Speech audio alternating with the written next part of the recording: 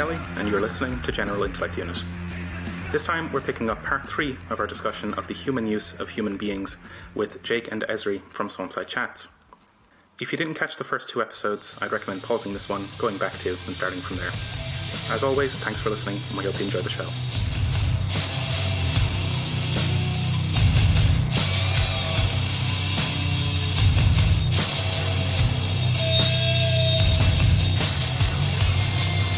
I think we can probably close the circle on maybe some of what Esri was saying there in chapter 11, some communication machines and their future. The first half of the chapter is kind of about prosthetics and shit that they were working on, which is cute and cool. There's a lot of stuff of like, you know, the potential for cybernetic enhancements to, in the like, what we now understand to be the colloquial sense of cybernetics as like cool robot stuff or whatever, or cyber organic stuff, which is actually not what the word means at all. But this is what they were working on in the 50s, and they have some cool shit. My TRPG Pinterest board is cybernetics. Nice, absolutely. Got all these great character portraits. Yeah, those are one type of like communication learning machine, right? These like cybernetic enhancement sort of things, and yeah, great potential to enhance humanity. Also, dogs. I do want to bring up the cyborg dog. Oh, cyborg dog. Wiener said it couldn't be done, but it was. Take that, Wiener. There's a chapter we skipped over where Wiener basically says, like, you know, humans have language that makes us special and awesome, and we can impart language to machines by way of programming, and therefore machines can, you know, participate in language, which also makes them special and awesome, and they can learn by virtue of that, right? Because our capacity to learn and our capacity for language are connected to one another. Now he excludes the possibility of animals learning in this way from the consideration, and I was like, that sounds extremely suspect to me, like just absolutely like stuck in 1950. Which is fair, you know, he was. So that's not a slight against him. But I was like, I'm going to look into this some more. So I found a video of a speech pathologist who has trained her dog to talk to her by means of a soundboard. Yeah, that's very cute. The cyborg dog can, in fact, use language to communicate. Now, it doesn't use abstract pronouns, doesn't use articles, but it can use nouns and verbs together in ways to communicate intention. So, for example, the dog hears something outside, and it will like press the outside button, and it'll say outside, outside, outside, look, look, come, outside, outside, or like, you know, the dog is whining. The owner asks, well, why are you, what's wrong? And the dog thinks for a moment and then is like, mad, mad, mad. It's like, well, why are you mad? Hungry. Or no, eat, eat, eat, eat. So, like, yeah, totally. Like, the dog on its own is not going to develop the capacity for language, you know. Wiener is correct in that way, but in the same way that we can enroll machines in language, we can also enroll animals in language. So, yeah, it's absolutely pretty interesting. Right. And the point of it all is the synchronized behavior, right? Like that the behavior of the two organisms syncs up in such a way that's satisfactory to both of them. That's the point of communication. The point is not like particular structures of language, so yeah, I mean, Wiener was off base on saying this couldn't possibly happen to dogs, whatever. But it's when it happens, it's like squarely in his wheelhouse. Yeah, it's just you just take the logical conclusions like of the theory as opposed to like the distinctions he had, and you can see it all kind of matches up. Yeah, this is it's a visionary and fertile text more than it is like an extraordinarily consistent one. For sure. When you said cyborg dog, I definitely had the image of a half Ibo, half rover, kind of pretty sweet, you know. Look, I mean, Bork. That's just that's just stage 2, right? That's stage 2. I will say that the state of prosthetics is really just getting into the stage where nerves can talk to the electric circuits, and there can be meaningful feedback outside of there just being a computer strapped to you. You know, I have one of my best friends, probably my best friend, like in high school, lost part of his leg and above the knee, which is quite serious, and had and has a cybernetic leg, but not the kind that can interlace, or what's the word? Interface nerves and circuits. And there are new prosthetics. Normally I see them with hands that can actually respond to the nerve impulses. And you know, with your brain, with your mind, you can control the hand in a more direct way with your, you know, neural impulses than, you know, than my friend who, you know, can do a lot, can, you know, works a job, rides a subway, you know, does everything he's got to do. But, you know, yeah, you can't, like, you know, move leg up and down with his mind, like, in the same way. So, yeah, this is it's just like a threshold that we're really just crossing. Mm-hmm. It's weird to see that this is like he's kind of pretty far ahead of his time with these like side project research stuff in this early sort of thing. But that prosthetic stuff then is like what he's getting to there is that like these are things that are little communication machines that are made out of stacked feedback mechanisms and like stabilizers of stabilizers and stuff. But there's another kind that's out there, and he then segues into the automatic chess machine. He gets into like chess AI stuff, and he calls in Claude Shannon, who pointed out that, like, well, if you could get a machine that could strategize about chess, like if it could learn strategies and select strategies about chess, it could select any kind of strategy, really, about any kind of a game. This gets us towards game theory. You know, you get machines that can evaluate any kind of strategy. So, like, these prosthetics were, like, there was, like, tiny little circuits that were evaluating what to do next, given a certain kind of impulse. Oh, the finger seems to be out of control. I better fucking stabilize it, right? Like, these kind of, like, selection and micro-slicing of strategies. Chess machines do that, and like even in fucking Wiener's day, they were like theorizing this stuff could be done. Completely fucking correct about it. But what they also theorized, and this in part here, he's responding to a review of his first book, Controlling Communication, in which this person points out, and something Wiener was fully aware of and was very much in agreement with, the possibility for this kind of like basically artificial intelligence, like strategy demon, to be able to take over the world and outperform anything else at strategy. The possibility for a kind of cybernetic tyrannical world state, a capital intelligence, if you will, a sort of despotic market consciousness that could dominate and outperform everything else. And Wiener's, yeah, like, so there's a line in the thing that, like, this would make Hobbes's Leviathan look like a pleasant joke. That you would be up against something that would be basically impossible to take on because it would always be able to outperform you. Nightmarish, and Wiener's like, yeah, this is a danger, and it, maybe not yet, but maybe soon. And this is when chess machines sucked. Like, yeah, he sees it coming, like, right? He didn't even, you know, he didn't have to see Big Blue beat Garry Kasparov. You know, that's something that, you know, when I was growing up, that was happening, and I didn't really attach this level of significance to it. It seemed about on cultural par with, I don't know, Jeopardy. I think IBM had a Jeopardy bot too. Yeah, and it won, by the way, if you need trouble sleeping. But yeah, this is Neo China arrives from the future, from the far future. I have a thought about this though. It's that you know, for the same reason that Beer says the sort of over concentration of information and command at the top of an organization in its System 5 is a bad way to organize a system. It also seems to me that the sort of fascist Leviathan brain that is being proposed here is kind of unworkable and would really be bad at what it's doing. So, you know, I think that the sort of nightmare platform capitalism we have today is maybe a more like effective and plausible form of this than what is being proposed, because I don't like Ashby's law hadn't been invented yet.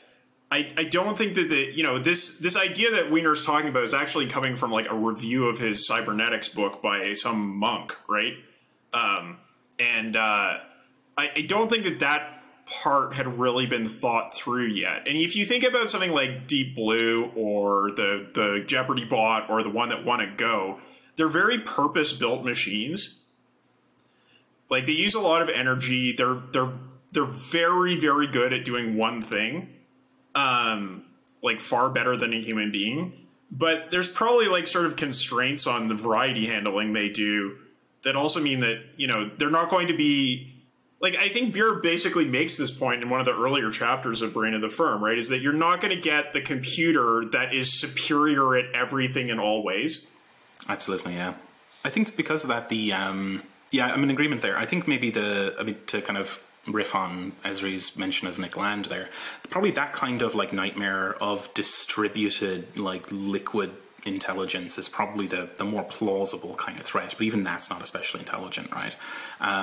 But at a general level, like I could imagine, it seems to even be the case right now that like kicking back to Marx there, like that everyone, including the capitalists, is disciplined by an inhuman power, right? That like if this is the case, then you could be subject to domination by multiple overlapping impersonal control circuits that are beyond your control. Yes. Like truly acephalic control of the world, right? And it would be more terrifying because it wouldn't be a subject at all. Like it wouldn't be a centralized intelligence. It would be a kind of swarm of micro controls. Well, but we don't have to talk about this in hypotheticals. That's our life. Yeah, exactly. Right. That's what we live in. That's our world. We don't have Skynet. We don't have the big centralized intelligence that Nick Land jacks off to. It's positively like kind of quaint. I think that's the appeal of Land's work to a lot of people, even like Rocco's Basilisk, is that there's a quaint nightmare that seems almost kind of romantic because of its like simplicity. Whereas right now, we have, there's like a platform specifically designed to give you borderline personality disorder in small bursts and, to encourage you to say the most upsetting things as quickly as possible, right? Like, and it conditions you throughout like decades to become more of like a cutting, cruel person, like, like to get attention. What was Land's line that like the insane are POWs from the future or something like that? Like that this liquefaction into insanity is the general dynamic. But the schizophrenia of capital, right? Like the completely misnamed fucking concept. Right. Yeah, if you can't see me, I'm doing air quotes here, but yeah. I guess maybe sort of related to that, like Wiener is towards the end of the chapter is really riffing on the kind of like gothic imagery that is actually quite reminiscent of Marx, right? Like this kind of horrific nightmare, blood-soaked vision of a possible future, and he kind of closes out with this like call to like the monkey's paw and the genie, right? Like as these two like objects of horror. This is wonderful. So the monkey's paw is something that it fucks you over, but it's not an agent. It does it accidentally. It's just a machine that like produces a result that you didn't want. It's dialectical. It has unintended consequences. Yeah. But the genie is an active agent. When it comes out of the bottle, it might in fact intend to fuck you over. And that's actually the scarier one. But there are game-playing machines of both kinds. Yeah, Twitter is the second kind of machine. It intends to destroy you. Yeah. It's the genie, right? It's not just an unintended consequence. It is intended entirely. There's a great quote at the back of the thing here, then, that I have spoken of machines, not only of machines having brains of brass and thews of iron. When human atoms are knit into an organization in which they are used, not in their full right as responsible human beings, but as cogs and levers and rods, it matters little that their raw material is flesh and blood. What is used as an element in the machine is an element in the machine. Whether we entrust our decision to machines of metal or to those machines of flesh and blood, which are bureaus and vast laboratories, and armies and corporations, we shall never receive the right answers to our questions unless we ask the right questions. The monkey's paw of skin and bone is quite as deadly as anything cast out of steel and iron. The genie, which is a unifying figure of speech for a whole corporation, is just as fearsome as if it were a glorified conjuring trick. The hour is very late, and the choice of good and evil knocks at our door. Yeah, fucking exquisite. Yeah, lovely stuff. As I said, machines are not just made of iron. They can be made of fucking anything, because machines are structural relations and dynamic structural relations. Yeah, writing this well before Deleuze and Guattari. Oh yeah, totally. I flicked through a lot of their books, and they never reference Wiener, like aside from they were referenced like just cybernetics as a concept or whatever, but they don't reference any of this kind of stuff, which is kind of interesting. They're French. They're French. They don't need to provide sources. Like, I joke, but, like, also that is kind of what the academic standards were at the time they were writing, is, like, citations were kind of optional in a way that they're not in Anglo scholarship. So it's kind of hard to know if they were actually influenced by this directly, or maybe, yeah, very hard to know. Yeah, I'm not saying they were not used, I'm just saying they were optional. It's like, you can mention cybernetics as an offhand thing, and that might be referring to this stuff, yeah. I think I'm with you, though. I mean, that seems pretty clear that there was probably an influence there. I guess we're on to the final chapter there. The one that is missing from all subsequent editions, Voices of Rigidity. Esri, do you want to take us through what this one's about? Yeah, sure. Let me whip out some notes here. This is the one where he compares directly communist and Catholic ideology as, being specifically concentrated forms of this, like, control mechanism. He summarizes the book, that this book has been about two things. It's been about the ideology of progress, and it's been about this very dangerous, like, the dangerous problems of the machine age. I'm going to read a small quote.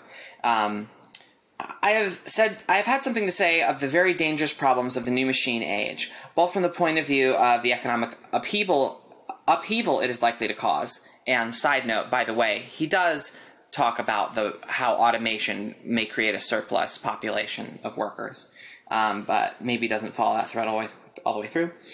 And then, going back to the quote, and from that of the threatening new fascism depending on the machine à gouverner. What are we then to do? That's the 214. So we, in this sentence, being very specifically, it's, he's talking about socially conscious engineers and scientists. He proposes a long and probably unwelcome science education and, political education informed by that science education, but also, like, trying to understand the politics behind science. This is kind of what Carl Sagan tried to do, right? This is why I think this book hits me the way it does, is because this person understands that scientists, especially at his time, have a sort of, guru potential, and their scientists are sort of, especially after the atom bomb, they're objects of worship and resentment, right? There was something great that scientists were able to do in a way, as, split the atom, and citizens were very aligned to their national interests. Of course, this is all talking in very American nationalist sort of mindset, that individuals were greatly identifying with the state. They really wanted to win the war. There was this miracle of science that was created, and then some sensitive people right in the beginning were like, uh-oh, but it only took like a matter of days for the general public to kind of realize the sort of devastation that was actually unleashed. And in lieu of blaming the government, because apparently, people were a little too closely identified to the government, the scientist becomes a resentment fetish figure, essentially. And he's kind of the perfect one. He's alien to normal life. He doesn't bowl with you.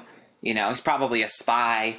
And yeah, Wiener is speaking to the sort of mission that, like, public intellectuals should have, and the only thing that they really can do to sort of avert this future that he's just sort of predicted.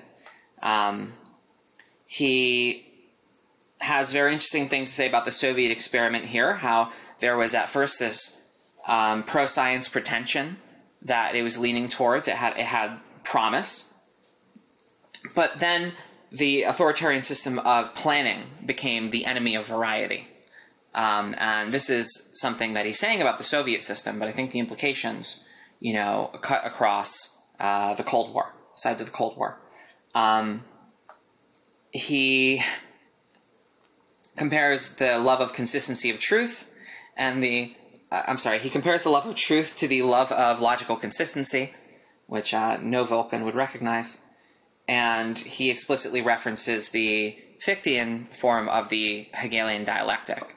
And he has a very interesting immanent critique of sort of the Marxist thinking, is that Marxists want to skip to the totality, they want that universal understanding, but what intellectual inquiry actually requires is this sort of grappling that, may, for now, be incommensurate and kind of challenging. And, maybe these things don't seem like they fit together. And he nails down the essential example that, it really changes the way that science is understood in the 20th century and is perhaps the natural input on why,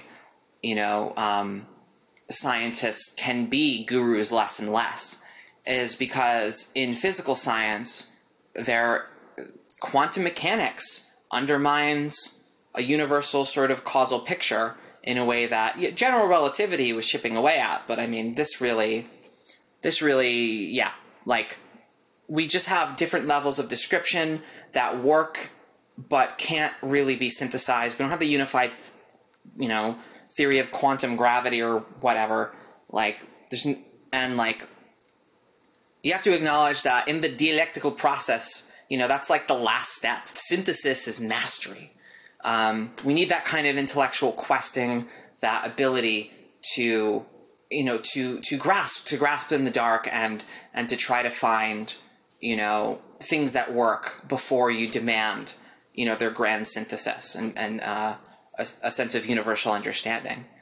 Yeah, to the extent that we still have public intellectuals, they do gloss over this in a way, or it's just a sort of, I don't know, it's a curiosity to them. There's presenting a unified scientific worldview in the way that the Vienna Circle hoped to do, and the way that Marxists certainly hope to do. I think probably an influence on the Vienna Circle.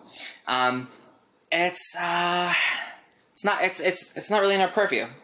The perspective of the Vienna Circle and the Encyclopedia of Unified Science was actually more compatible with our existing situation. And it really was a kind of reaction against the Soviet unificationism. It's called the Unity of Science movement, but it's unity in a very specific sense, which is not unity in the sense of that kind of big church Catholic, everything under one umbrella understanding of science. It's much more there are areas of investigation. They probably aren't going to line up 100%, but this is mostly about perpetuating the process of collaboration between different disciplines of science. That's kind of what Unity of Science was about. No, that's very fair. Thank you. So I suppose even I guess just from far away, even the very qualified unity of science being presented by the Vienna Circle is essentially surpassed by the time you get to Popper logical empiricism, the second half of the 20th century, and the sort of disaggregation of scientific worldview. They were reacting very much to the same concerns that Wiener articulates here about science, right?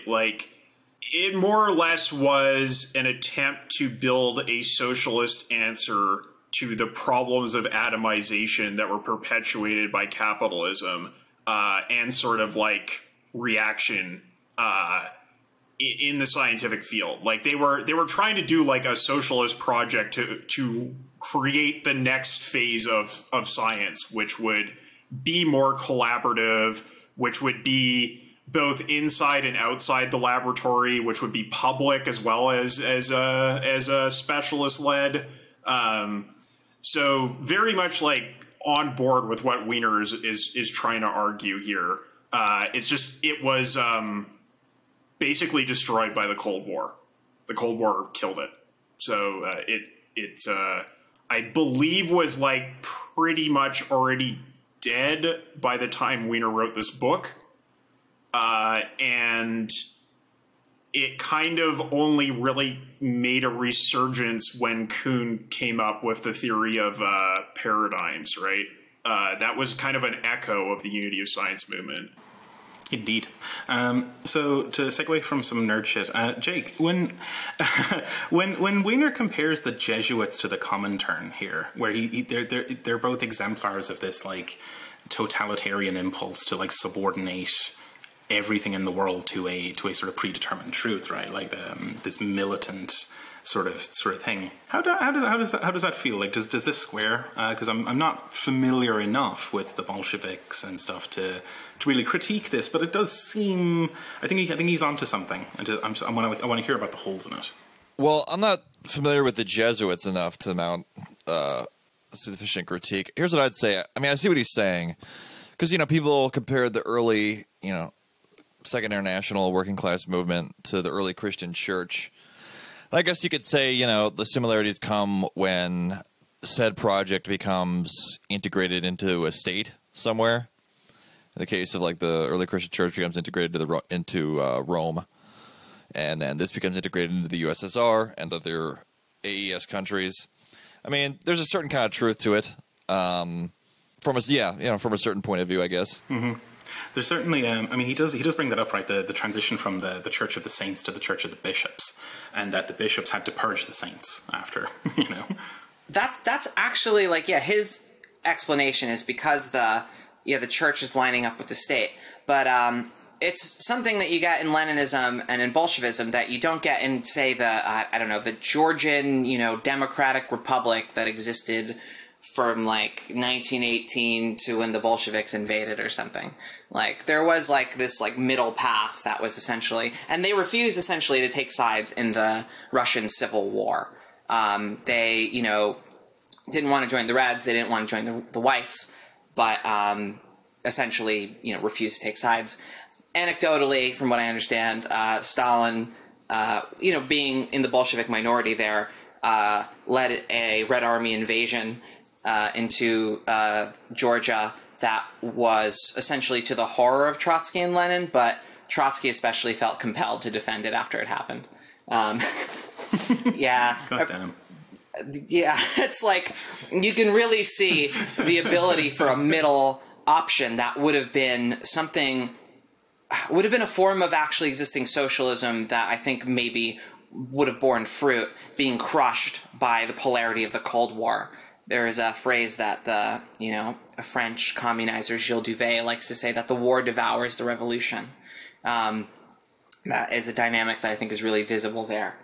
And, here he makes the direct comparison between Catholicism and communism down to logic, militant orders of defense. And again, outside of this context, I would describe what is being said here in a sort of adversarial, lawyerly use of logic, right? The point of argument is defense of the sacred positions. That's the impulse. There's a militant defense. That's the point of argument. And if you ever talk to a Leninist, that's the program. You bring up this objection, they run the script that they got from the call center. You know what I mean? And the comparison goes down to that you have a certain type of logic that has to be upheld at all costs, which is Aquinas for the Jesuits, Hegelian logic for the communists, and then it has a proponent. Again, you have St. Thomas Aquinas being compared to Marx, and again, writing in McCarthyism, he says, we recognize the communist threat, but we don't really recognize the theocratic threat, which, that could be read as anti-Catholic sentiment, but also I think to any humanist that looks at the role of religion in the second half of the 20th century. There's something prescient about that with the religious right. He even brings up birth control by name. And then, because the Catholic Church was against birth control before they made common cause with the Protestant evangelical right in America. Like that predates it. So, there's just continuity on the Catholic side, pretty much.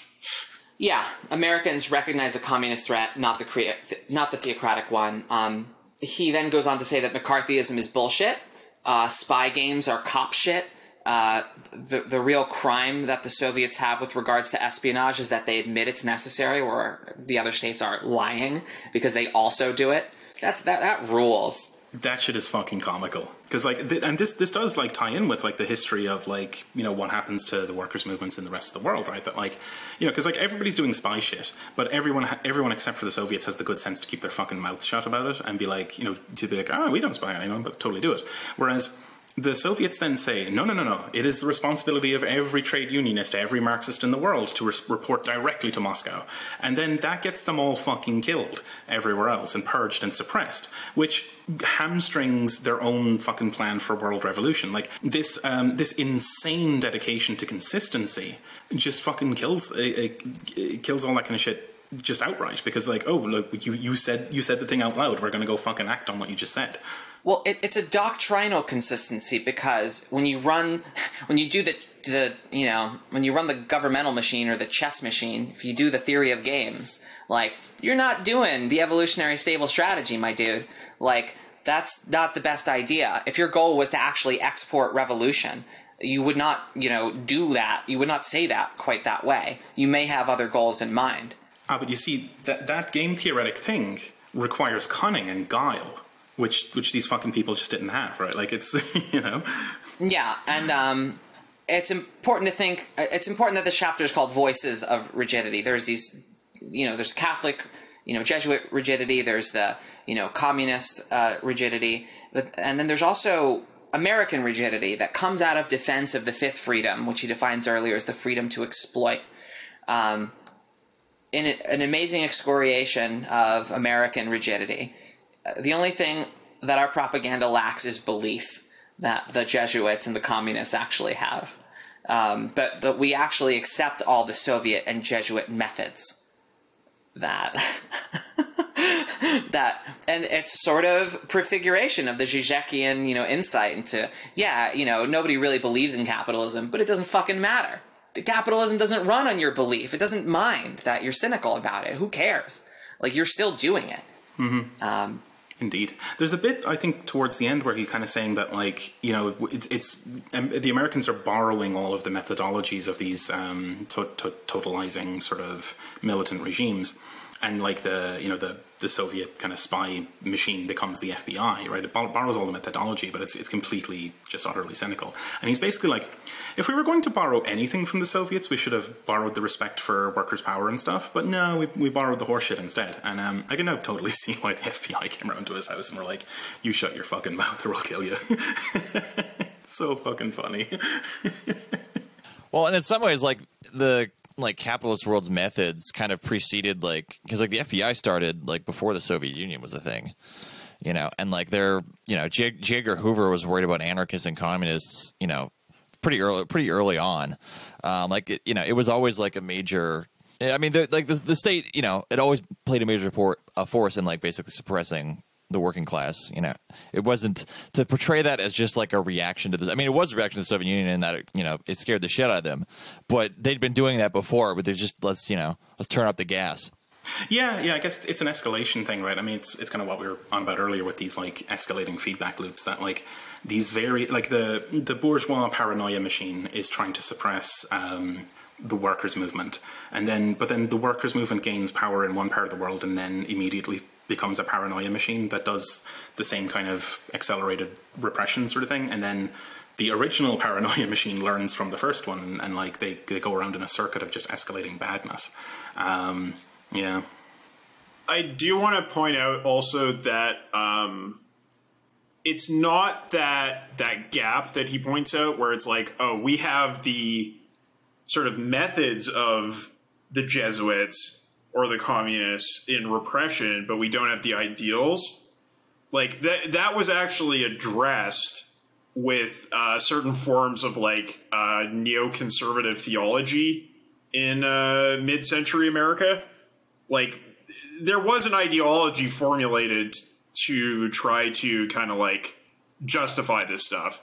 It wasn't purely the kind of like empty Zizekian capitalist ideology that you get in the later 20th century after the Cold War kind of falls apart. Because, yeah, like you had these people who were like basically presenting conservative arguments about the cautious, world-weary, interventionist hawk who, you know, has to be dragged into intervening in the world, even though he knows the world is a fallen place and so on. And like all that kind of ideology was formulated after, or it probably was in the process of being formulated at the time that Wiener wrote this, right? Yeah, no, this is true. I've skipped a step because this is basically before, you know, the era of good feelings really sets in, and there's a sort of post-war malaise that is more in the intellectual set than in the people that are just glad to be home from the front, you know? But like there was still a post-war malaise that kind of gets papered over because of what the 1950s was. I think it might be useful or just fun to read a passage from the end, some of the last words in the book, if you don't mind, on page 229. After he's comparing, you know, communism and religion. This is really him taking aim at the people knocking on his door. We have attempted to synthesize a rigid system to fight fire with fire, and to oppose communism by institutions which bear more than a fortuitous resemblance to communistic institutions. In this we have failed to realize that the element in communism which essentially deserves our respect consists in its loyalties and its insistence on the dignity and the rights of the worker. What is bad consists chiefly in the ruthless techniques to which the present phase of the communist revolution has resorted. Our leaders show a disquieting complacency in their acceptance of the ruthlessness and a disquieting unwillingness to refer their acts to any guiding principles. Fundamentally, behind our counter-ruthlessness, there is no adequate basis of real heartfelt assent. Let us hope that it is still possible to reverse the tide of movement and to create a future America in which man can live and grow to be a human being in the fullest and richest sense of the word. Yeah, there is a kind of like, you know, a preacher quality to this, like, amen, you know. You know, he didn't see the era of good feelings coming. He didn't see the possibility of achieving this in a more diffuse, consent-based process. He also didn't see sort of like the threat coming from Protestantism, you know, like he points to the Catholics, but he doesn't really see that the liberal Protestants, like the mainline Protestants, would come up with a justification for repression, and then the evangelicals after. Yeah. He would see this, I guess, as an extension of the American threat, the fifth freedom. You know, like yeah. Like, but yes, you know, he doesn't name Protestantism, you know, and he's perceptive enough and doing ideology critique enough to, like, in this really strange way, right? He kind of like reinvents critical theory in an independent invention sort of way. I don't know if this guy like read Frankfurt School stuff. I'm not sure that was what the intellectuals would have been reading, even if they were sympathetic, you know, especially if they were sympathetic. Not at this time. That would have been like basically the Dialectic of Enlightenment would have still been, I think, unpublished, or certainly not popularized yet. Like, he might have met some of the people from Frankfurt School because he was traveling in the same circles, but the work I don't think had been translated into English yet. But yeah, cybernetic path to critical theory. You know, I think there's a kind of opening he presents in his argument, right? That, well, we have repressive methods, but we have no consistent ideology here. So why don't we take the ideals of the workers' movement, which are legitimate ideals, discard the repressive apparatus, and we have a path forward for a better future. So, yeah, maybe in service of presenting a sort of positive possibility, he's kind of downplaying the dogmas of American thought at the time. Well, he has no class analysis. That's always the problem here. Right? Yeah. Like, yeah. he would, it's like, yeah, this repressive apparatus, again, like, people are vested in that. Yes. Like, there's a shit ton of money, like, circulating as a result of that.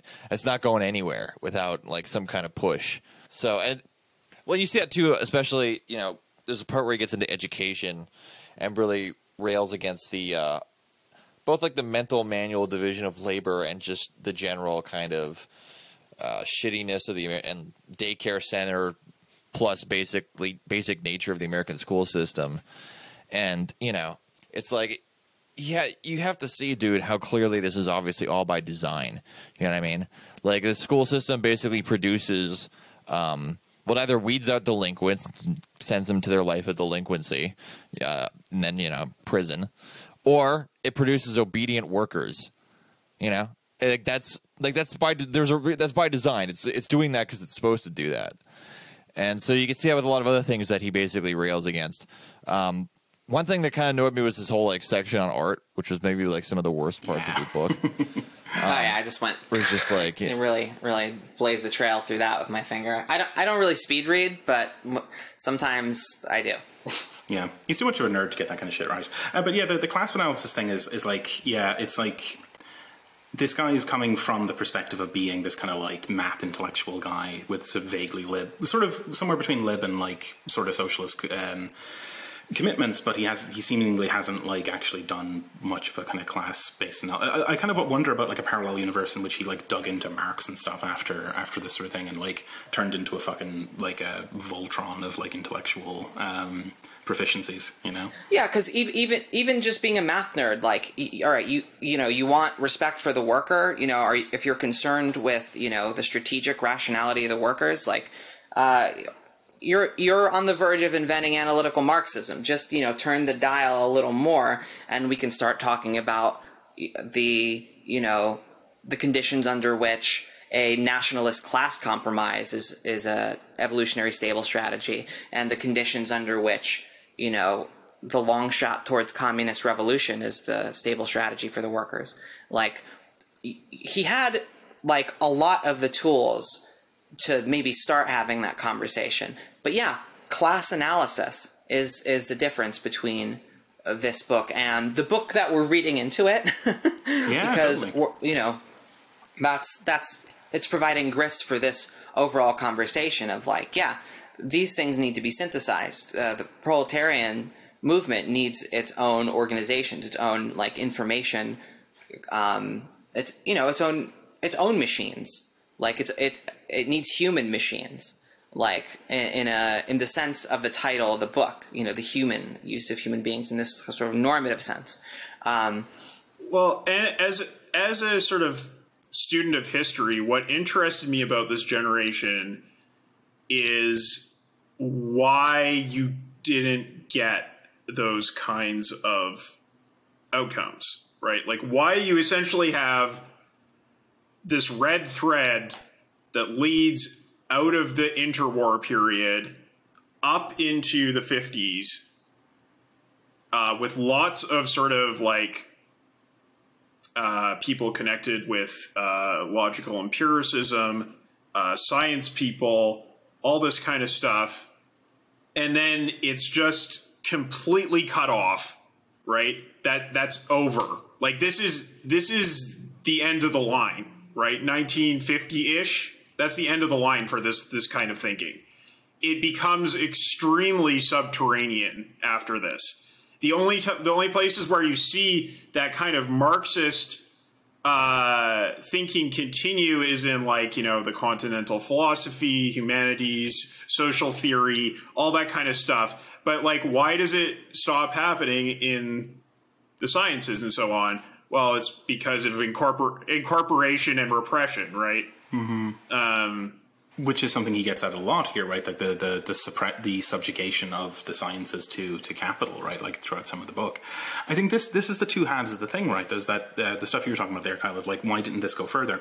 And for me, some of the fascination of this book is that, like, I mean, the GIU project has often been about this like attempt to synthesize a proper Marxist analysis with like proper systems theory and cybernetics and stuff, because we suspected there was something there to be synthesized, and I think we're all pretty much on the same page that there really is. It's fascinating to me how much of that is present right at the very beginning in Norbert Wiener and is still unsynthesized. There's just a pile of fucking matches and tinder lying on the floor that is still not lit at that point. And then, as you say, it continues to not be lit. And like, why are we the first fucking jackasses to come along and start really trying to bang these two rocks together? The Cold War, like the Cold War casts a long shadow. And you know, Esri's right that analytical Marxism did try to do this earlier.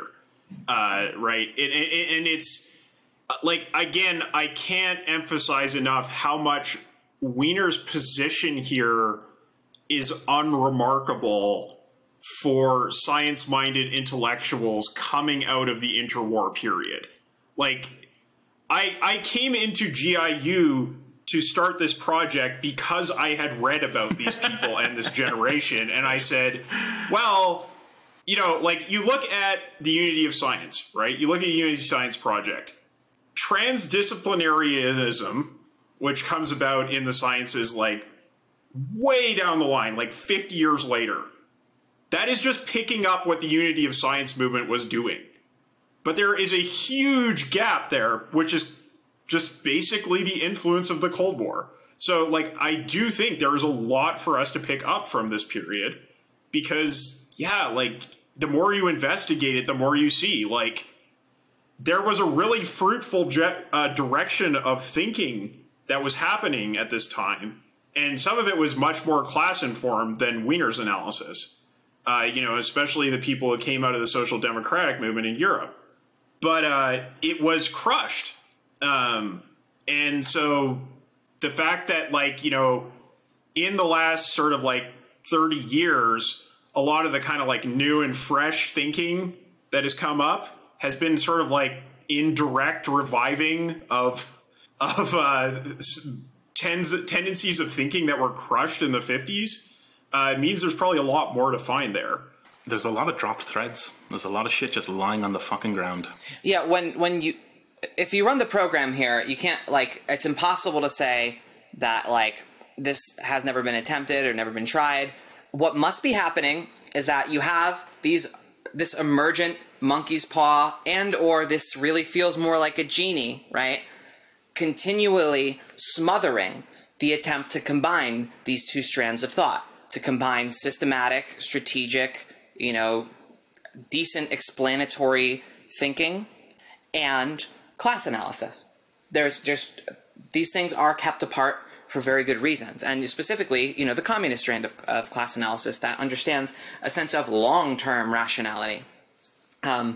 There must be, you know, either monkey's paws or genies selecting against those things. Every time an analytically minded person, you know, tries to deflate the idea of classless society, every time a Marxist makes inroads on formalization and mathematics and, you know, doesn't want to look at that kind of thing, they are playing their part in the swarm to prevent working class victory.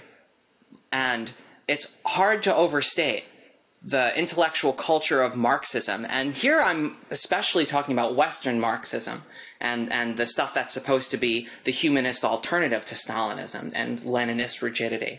Like, this is, you know, it's not like I feel like an enemy combatant here. This is supposed to be my wheelhouse and my, you know, really a very profound disappointment, which is the whole reason anybody finds Leninism attractive at all 100 years after it flops. Like, is that these people are committed to not finding the answer. They would, like, they're almost wholly counterproductive. They send you down purposeful stupidity spirals in, you know, I mean, I even feel this way studying value theory debates sometimes. I'm like, I should get up, you know, like, this is a comfortable armchair and everything, but what am I doing, you know? Yeah, it is, there's a profound purposeful stupidity to the emergent system that you can't ignore after a while. And that's when you realize the chess match that you're in. And, I mean, just every time you see inroads against this kind of thought emerging from all directions like a hydra, it's very difficult to maintain the communist horizon and just the most basic concern with strategic formalization. Because we're up against an intelligent machine that can selectively deploy stupidity to its own benefit. Yeah, deploy the Marxists and the strategic people. Like, I mean, at least the strategic people, you know, most of them are kind of achieving their goals. A lot of their goals have nothing to do with communism, you know? Like, they don't want that. Like, but the Marxists, you know, I'm not mad, I'm disappointed. What the fuck? Like, that's like, if there is, like, a place for these petty bourgeois kind of like socialist types, you know, people get really riled up about the PMC and that sort of thing and its reactionary role and that sort of thing. Whatever. It's not really a class, but like, if this sort of stratum is going to have a utility to a future proletarian, you know, stab at agency, what's that going to be? And what is it not going to look like? Because I can tell you what it's not going to look like because you can point to it. Mm-hmm. It's on the one hand, it's edifying to know that we're on the right track here with these kinds of investigations and this kind of synthesis that we're trying to do in general across these podcasts and in the Emancipation Network.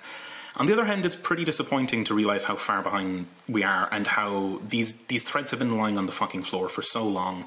I mean, even just like, I mean, calling back to my point about like literally the second industrial revolution, the fucking computational revolution and stuff, that a lot of our peers just flat out absolutely fucking ignore, and to their absolute peril. And that's deeply, deeply disappointing to realize how far behind we are on a lot of this stuff. Or when you look at the attempts to do cybernetic socialism, and they're interspersed with defenses of the purges or something, and you're like, "Wee?" Like, really, you're going to defend the mass shooting of cats and then make like some kind of gesture towards cybernetics? Wait, who does that though? Cockshot, Paul Cockshot. I mean, not in the book though. Not in the book. He's too smart to do that in the book. Like, maybe on his face, maybe in his like crazy ass Facebook, but no, not just in his weird transphobic blog. He has a really interesting response to Mike McNair's revolutionary strategy, which he is all about defending the purges as democratic, defending the cultural revolution as democratic, like, and it's interspersed with all this like really interesting Aristotelian distinctions about democracy versus aristocracy, which I haven't read clearer stuff on, you know, the sort of Aristotelian, Aristotelian state theory and communist like forms of organization. I haven't read anything clearer about that, and it segues directly into defenses of the purges, and it's like fucking brain melting stuff. Yeah, like, and that's some of the, you know, the only like cybernetic socialism out there. So like it's yeah. Or we've got the fucking neo-Bacharanists trying to fucking shoehorn beer into their Leninism to save face or some dumb shit like that. Yeah, but that's an extension of the same tendency. You know, that they're part of the big church, you know what I mean? The big extinct church. At least, you know, the Vatican still exists. Like like, you know, American capitalism is, you know, fucking up, but it's still here. Like, it is mind-melting. And you have to, you know, again, contextualize even those weird Stalinist attempts, or crypto-Stalinists, or maybe just Leninists, you know, maybe I should just give up the, you know, the word there, like there I said it, like, that's a part of this system. It can't not be. It is a voice of rigidity from you know, day one, from the moment that the phrase was really coined, from the Civil War and Bolshevization, perhaps earlier, but I think it's more ambiguous before that, before the October Revolution, before the attempt at the Soviet state.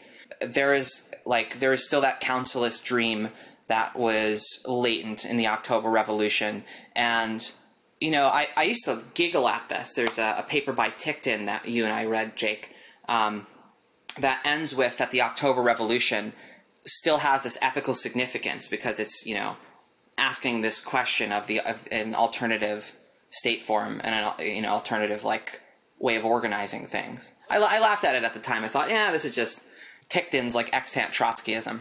But really, no, you do have to contextualize the crisis of the Soviet Union in terms of the crisis of the capitalist world order and the inability to square this circle. That there is something that the October Revolution asks that, you know, answering would be the riddle of history.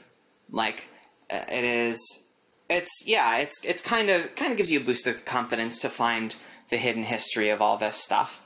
Then it's also kind of, you know, it inspires humility, you might say, when you see how difficult it is to walk this path. Like, here's to making it less difficult. Absolutely. So, any closing thoughts? Let's see, Jake. What's your take at the end of all this? I don't know. I honestly am kind of burned out from recording for like 3 or 4 hours. So, goddamn. Let's see. Oh, I guess we've all been on big fucking recording kicks lately, and it's starting to wear on us. Yeah. Esri, what's your? I mean, I guess you've had your summarizing bit there. It pushes all my Sagan buttons, and I kind of love it. You know, critiques of imperialism and colonialism and white supremacy and the gestures at a critique of masculine ideology, and then some inconsistent comments right here and there, but like, and then a bunch of fucking old science jammed in the middle. You know, if you're going to do a communist research cluster style like reader for Marxists on cybernetics, this would be the big text in the beginning, highly, you know, edited to get the best parts in there. This would be like the foundational text. Mm-hmm. Indeed. Kyle, anything left? I would. I think I would just say we should probably read some of the Unity of Science stuff. That would be good. I would also say that I do have... Yeah, I think it has that sort of historical importance that Esri's pointing to. And I also have a somewhat difficult time relating it to our present moment. We're very far removed in history now from this moment. And the sort of dilemmas of the scientists that Wiener presents at the end of the book are really not the same as they used to be. The fear about scientists as kind of wizards who are doing black magic that is going to overturn the world, and the sort of awe of them in that regard. I think Wiener uses some kind of like anthropological language about like medicine men or something like that, but essentially he's talking about wizards. He is you know, like, or that has really gone away. Like, people are not afraid of scientists in that way anymore. People are afraid of science in that way. And programmers. Fucking Silicon Valley dickheads. 5G coronavirus towers. Like, we have anti-vaxxers. We've got, you know, like, basically everything in our food, everything in our air, everything in our water. Like, you know, all the foundations of life on Earth are viewed with suspicion as contaminated by the hand of science by many, many people in the world today. And, you know, we have real people who claim to be wizards who are who are trying to take their place. But yeah, that kind of like charismatic power of the scientist doesn't really exist anymore. And so I think it is interesting to think probably, you know, going forward, what are the dilemmas of science today? Because we did have Neil deGrasse Tyson try to pull this stunt.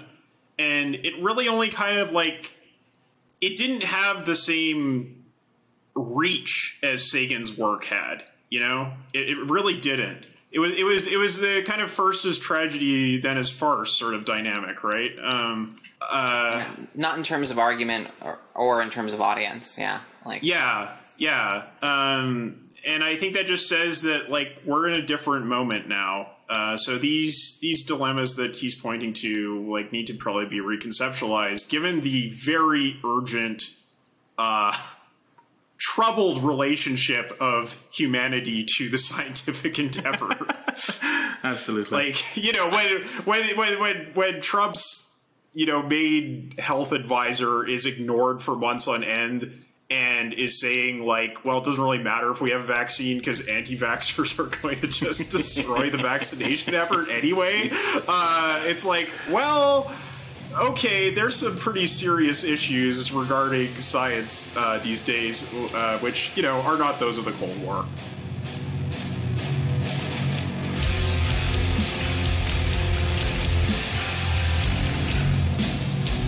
Well, that's it for this episode. Thank you, listeners, for coming along with us on this journey, and thank you to Esri and Jake from Swampside Chats for reading this book with us. Until next time, you can find us on Twitter at GIUnitPod. We're on Facebook, we're on all podcast apps, so like, rate, and subscribe. You can find us on the internet at generalintellectunit.net, and you can also find us on Patreon at patreon.com/generalintellectunit. If you go there and throw us a couple of bucks a month, you can get access to our community Discord, where we have been running a reading group where the community comes together to read Stafford Beer's Brain at the Firm.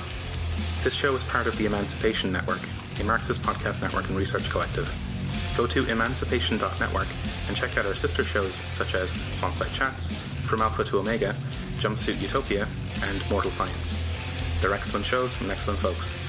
Until next time, thanks for listening, and we hope you've enjoyed this show.